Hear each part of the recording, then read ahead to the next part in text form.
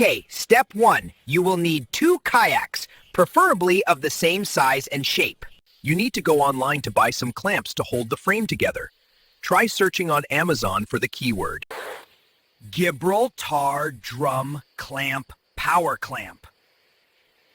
Next, you will need some aluminum tube, 1.5 or 38mm outside diameter. Check your local metal shop or online metal websites. Make sure the thickness of the tube is at least 1/8 of an inch or 3mm.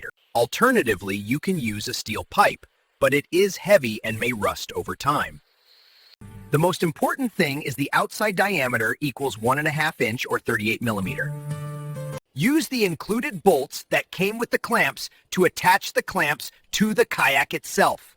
You will need to drill a hole in the kayak the diameter of the bolt and use a big washer on the inside. If you can't reach the bolts to tighten them onto the nut and washer, you may want to consider installing a hatch to access the bolts from inside. To secure the frame even more, run an eye bolt with a washer through the scupper plugs, then use a strap to go over the tubing. It should look something like this at the end. I have included links to all of the hardware below in the description.